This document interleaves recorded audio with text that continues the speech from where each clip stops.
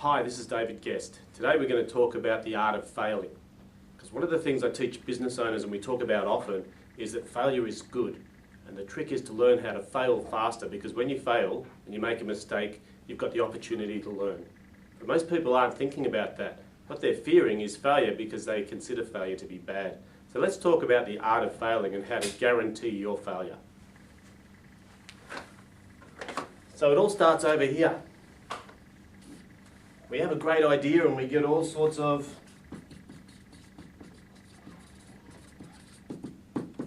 excitement. So we get pretty excited about our new idea and our energy levels go up. And what happens is we might come to a seminar, or we might read a book, or we might watch a TV show and get inspired. So we get excited and we put all our plans together and we start running. Then the next thing that happens is that we get back to the real world and we get faced with the sort of things that are going to interrupt us. This level we usually flat out at, and what happens is the response that we get is this. Avoidance. And what avoidance is about is this is where you start to really not talk about that great idea anymore. It might have been that you were inspired to lose weight and you got all excited about it and you got rid of all of those, bad foods that are in the pantry. But then what happens is you forget about it. You slip. Something comes along and people ask you, how's that diet going? And it's tough, it's tough. And this avoidance behaviour is the beginning of failure. Because what we're doing when we're playing avoidance is we're playing the game of denial. We're starting to kid ourselves about what's going on. And rather than having to face the reality of our excitement going and we actually have to do the hard yards, we'd rather not talk about it. The next step is when we start to come up with this. Lots and lots of excuses. See, now that we've failed, and we've started to avoid doing this avoidance behaviour, now we're going to start coming up with excuses for why we weren't successful. So now we're going to justify the fact that we're failing. And justifying the fact that we're failing is probably the worst thing we can do, because it's just a downhill slide from here.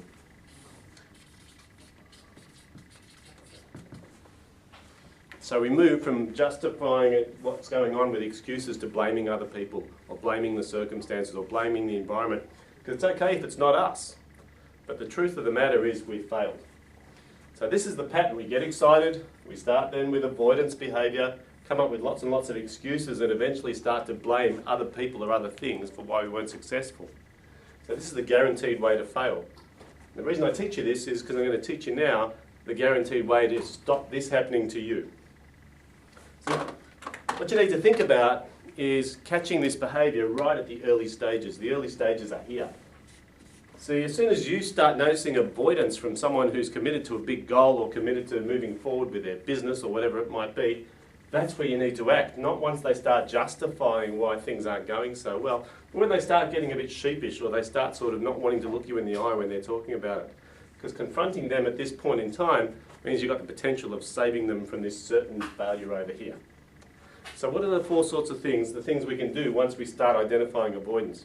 See, people go into avoidance because what they were excited about was probably unrealistic. So one of the things to look for, if people are starting to go into avoidance, and we know where that's going to go, is to make sure, number one, is that the goal that they set is correct or accurate. Because if the goal is not the right goal, we get excited here, but when we start looking at what the reality is and it gets too hard, we start going down this track. So number one is to make sure that it's the right goal. Number two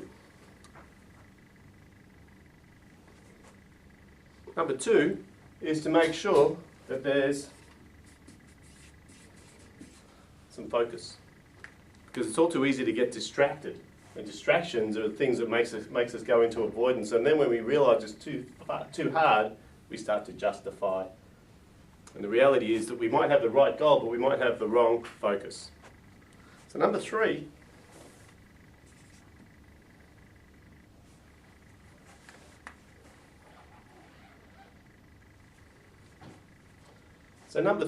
is to make sure that we have some sort of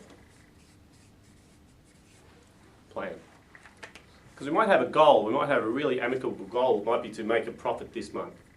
It might be to lose some weight. Or it might be to go on a holiday. But if we don't have a plan, which is talking about what the next step needs to be. It also pretty much makes it easy to go to avoidance, excuses, and into blame. So once we've got these three things in place, there's only one thing left to do, and that's to look at the person themselves.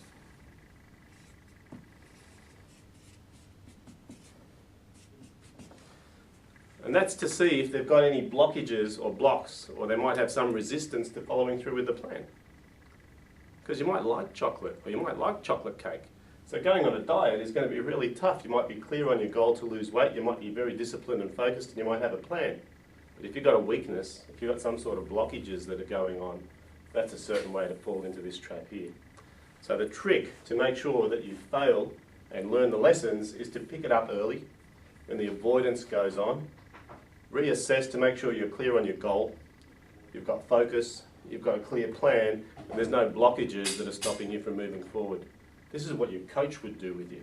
They'd make sure that they catch you at this point here and start questioning what's going on before it becomes something where you dig your heels in and you say, this is how it is.